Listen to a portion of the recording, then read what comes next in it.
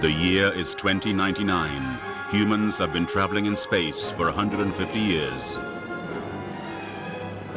Every part of our solar system has been explored. Missions to the nearest stars are on their way. But space travel has proved hazardous for human beings. And death lurks in the hostile environments of the planets and their moons. And so, through human ingenuity, a new breed of space explorer has been perfected. These are the SIMs, 5 super intelligent machines capable of operating in the most extreme and threatening conditions.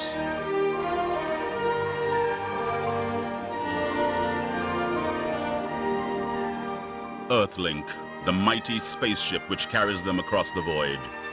On board is Lander, the transfer vehicle and sanctuary while on a mission. Inside are Legs, who tackles the most dangerous terrain. Wheels, the roving scientific detective. And Hover, the rescuer and scout. This team of trailblazers acts as agents for the human race, adventuring far into the solar system and beyond. Their destination, space.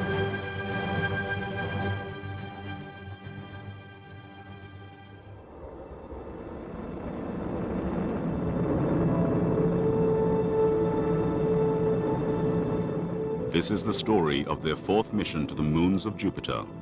In 2048, they headed for Europa, a strange ice-covered world that had recently been struck by a large meteoroid. Jupiter, the mightiest planet. A gas ball 300 times more massive than Earth. The 4 major moons and 16 minor satellites, caught in its enormous gravity field, make up a solar system in miniature.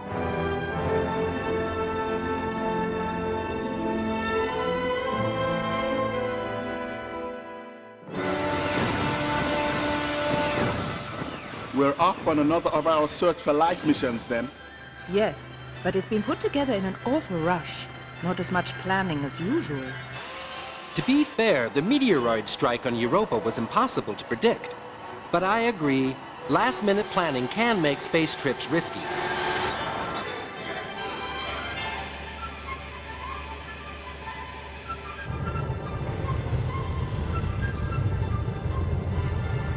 Give me taxi thrust for 120 seconds.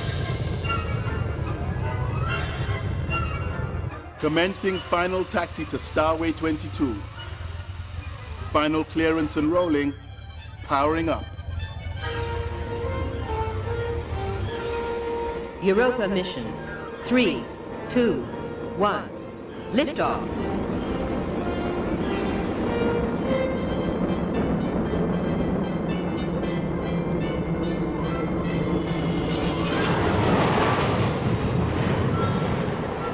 G acceleration.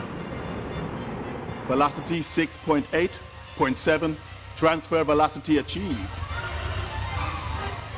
A brilliant takeoff, Legs. Smooth and fast. Matching space station orbital speed. Docking imminent.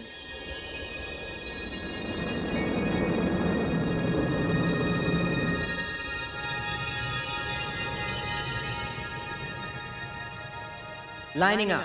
Stand by to dock.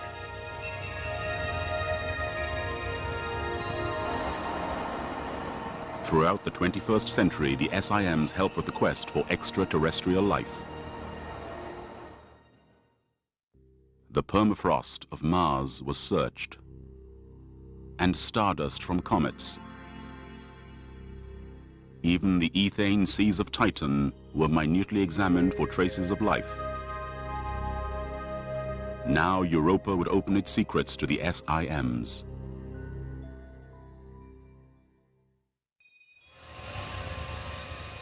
We needed more virtual reality training to enable us to function on Europa's bitterly cold ice fields.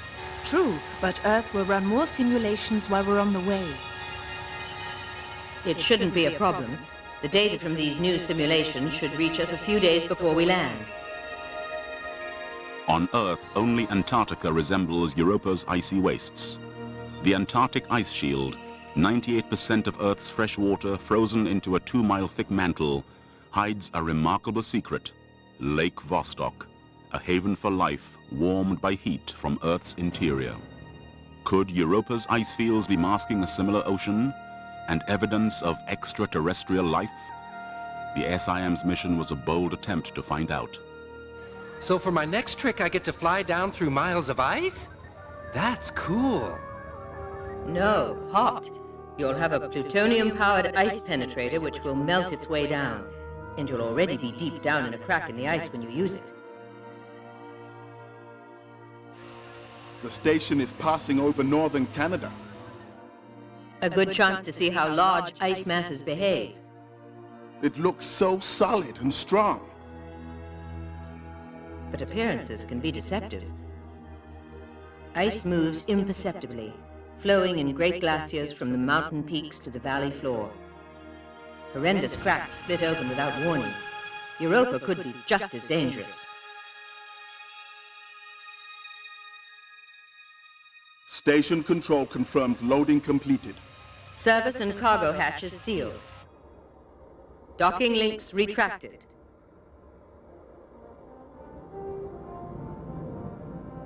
Course set for the Jupiter system. Our billion-mile trip has started. Seems a long way to go to find some icy water that might have fish in it. Fish? Huh. If we find microbes, the humans will be overjoyed.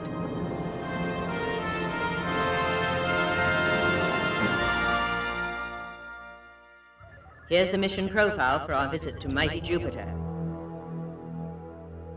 Compared with Earth, it is vast, 11 times larger across. And it's 5 times farther from the Sun. But we're not going to Jupiter itself this time, just to Europa.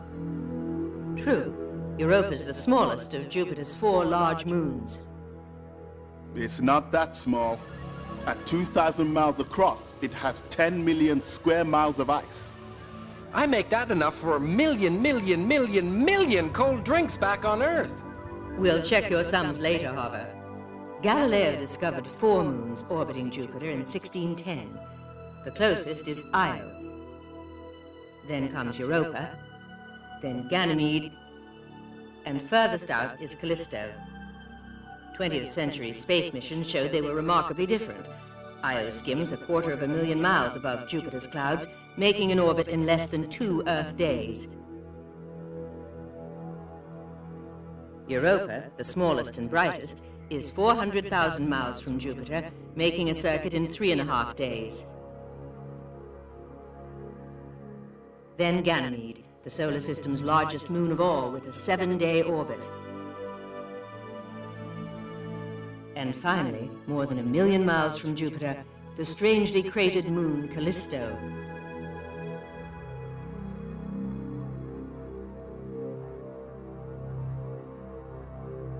The first close-up views of Europa came in July 1979, when Voyager 2 swept past Jupiter. Voyager had some real surprises in store. Europa has the whitest surface in the solar system, and it's intensely cold, minus 450 degrees. Earth's air would freeze rock hard at that temperature. Voyager was followed by some even closer approaches. We have a go for main engine start.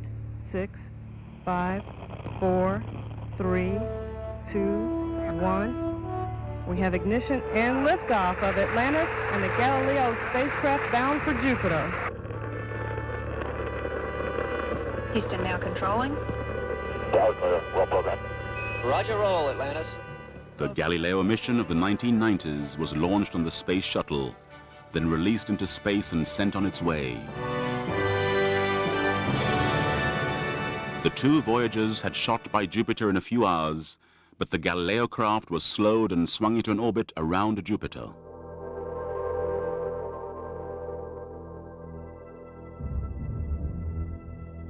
In a planetary dance of great complexity, Galileo made a succession of passes close by Jupiter's larger moons.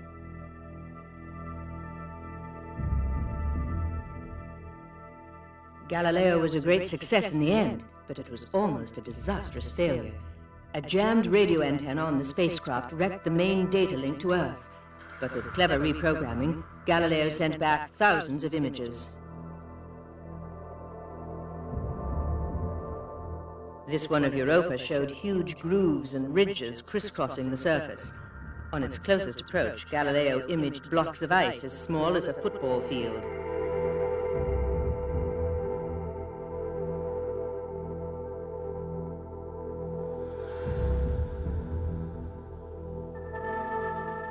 It's like a lake that's been partially melting and then refreezing for centuries. This false color view of the strange grooves and ridges shows darker material on it that may be debris from Europa's interior. Europa orbits in a hazardous place. Jupiter's mighty gravity sucks in meteorites, old comets, and even asteroids, which crash onto its moons.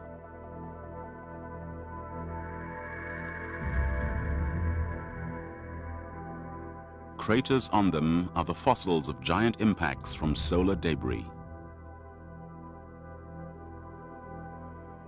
Here's the reason why we're being rushed into action. Last year, a 3-ton meteoroid slammed into Europa at 100 miles a second.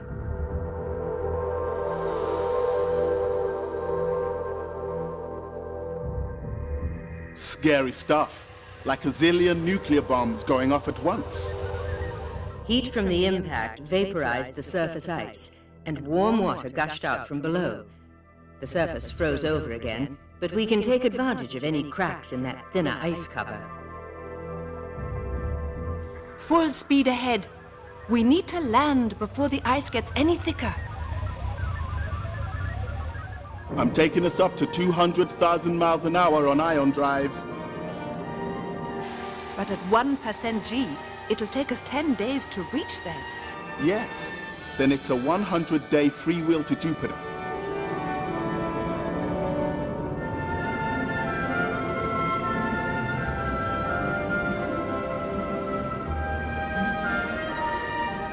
Time for me to put my feet up. Before you get too comfortable, Legs, I'd like to know when the new simulation data will reach us. They're being all too human on Earth, I'm afraid, Hopper. They're behind schedule, but hope to have it with us just before we arrive. So we can power down now and save energy.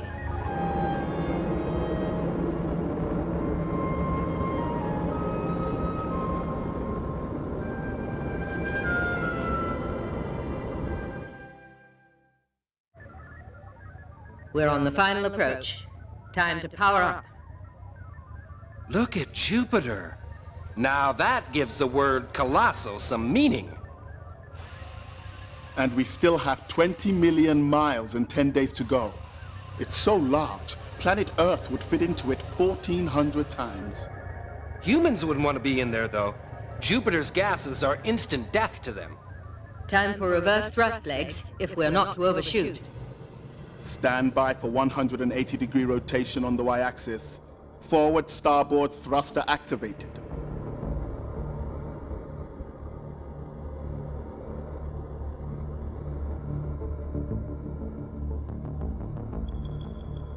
Now moving tail first along the flight line. Repeat, 1% G setting on the ion drive to counter original velocity. Attention everyone, we have a problem. Our Earth data screen is dead. Dead? That means we're out of touch with Earth. Contact was lost when we turned Earthlink around. This is serious. That link is the only channel for receiving the VR data. Without which, we would be chancing it on a mega deep freeze world like Europa. Checking all data links.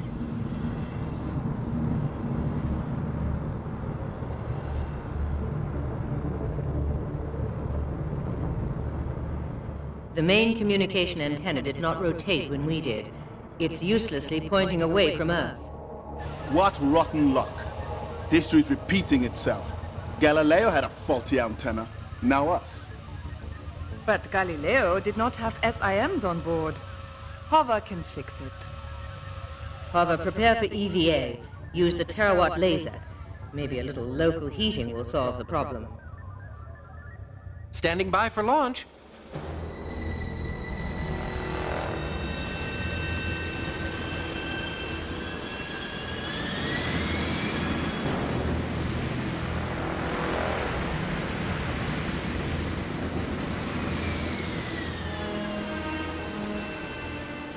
Antenna undamaged. The lubricants must have frozen. The cold out here is intense. Give it a blast with the terawatt laser. There it goes. Well done, Hover. Antenna rotating to Earth acquisition. Come back on board. Earth is back online, and the news gets better. Virtual reality data is now downloading.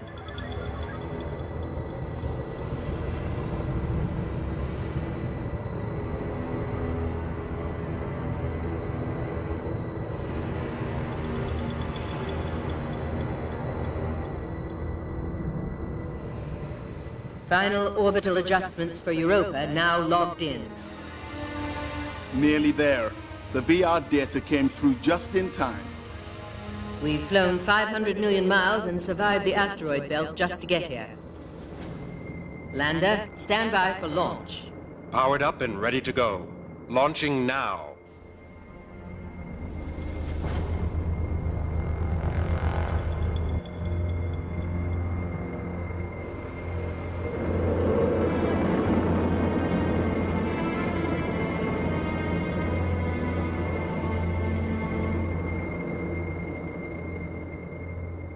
The first challenge is to find a safe landing site near to where the meteoroid struck. We're looking for a deep crevice, but we don't want Lander to fall into it.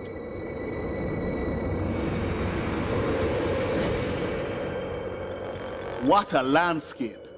I can't wait to get skating. You're going to have to wait a bit longer. Use the 3D radar to narrow the options for landing.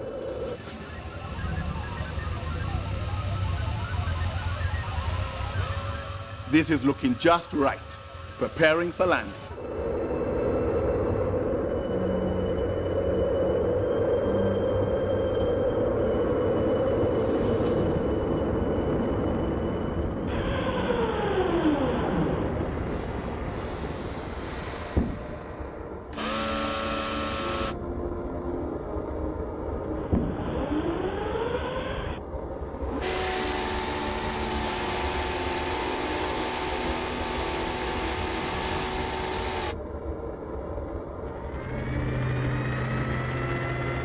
Perfect choice, Legs. A nice level spot. Glad you approve. Humans would find this tough. External temperature minus 450.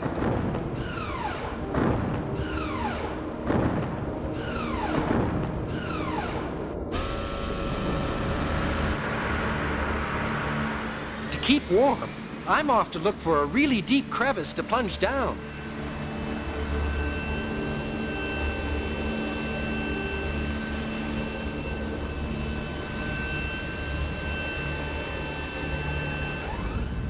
Acoustic sensors are picking up a lot of vibration beneath the ice.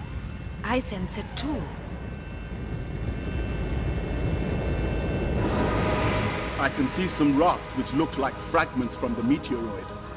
Free them up, and let's get some chunks of surface ice as a precaution. Okay, here goes.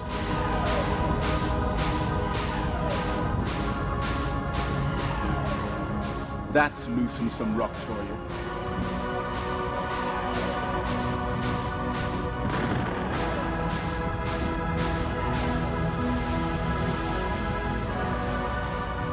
Surface ice samples will be second best. Now if Hover can find liquid water... Radar signature is showing that we're in a region with a lot of very deep cracks, probably made by the meteoroid impact. I found one that's at least 4 miles deep. Impressive. That could be deep enough for the penetrator to reach the buried ocean easily.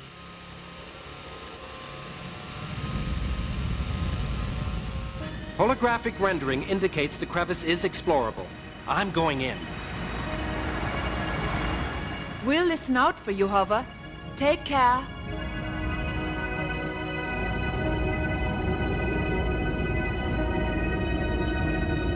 This certainly is a deep crevice. The walls are gradually closing in.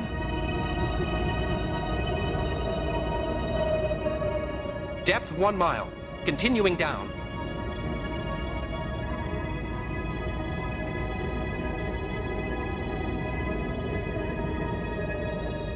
Two miles. Reaching a tricky bit here.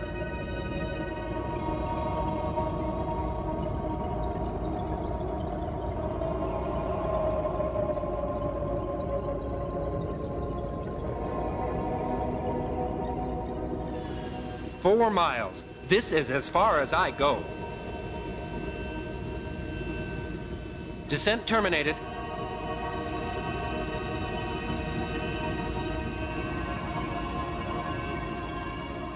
Side grippers engaging. Secure now. Lander, I'm now lowering the ice penetrator on its tether. Let it rip. This is our one chance to sample the buried ocean.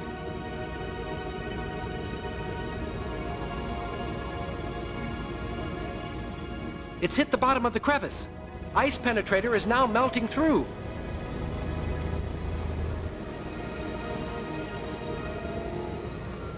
How fast is the penetrator going? 2 feet per minute. Be patient. This could take several hours. How are you getting on? Analysis shows the meteoroid fragments are laced with deposits of carbon-rich organics. Now I'm taking extra ice samples. The first isotope readings could confirm that we've recovered frozen water from the buried ocean.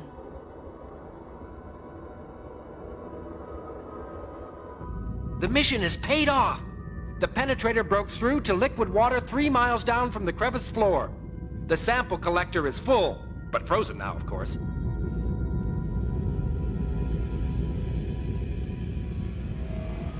And I was looking forward to some warm water.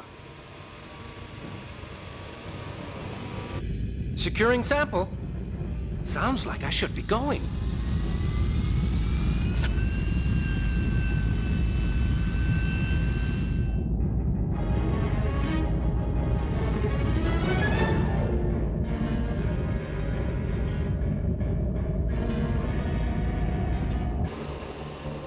Audio sensors picking up much stronger vibrations.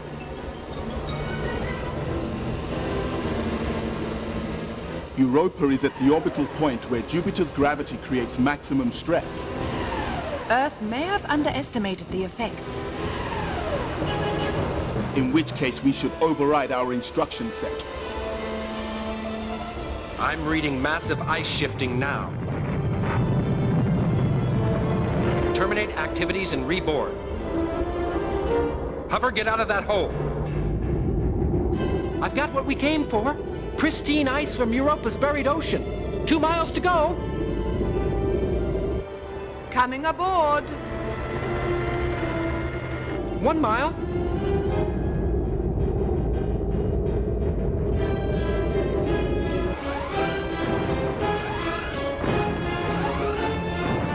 The crevice is closing up. Uh-oh! Lander! I'm in trouble!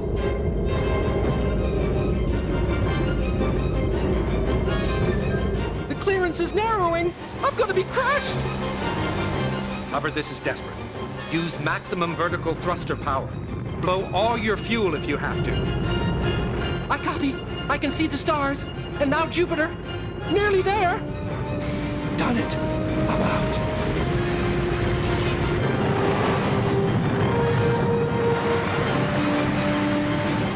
Was close.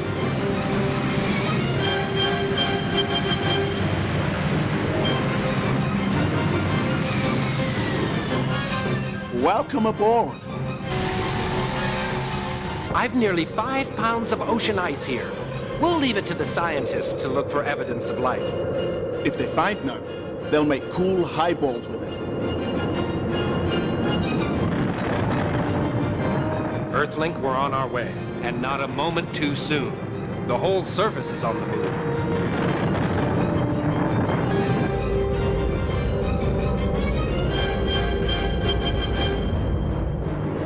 The mission was always going to be risky.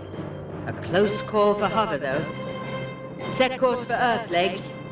Mission accomplished.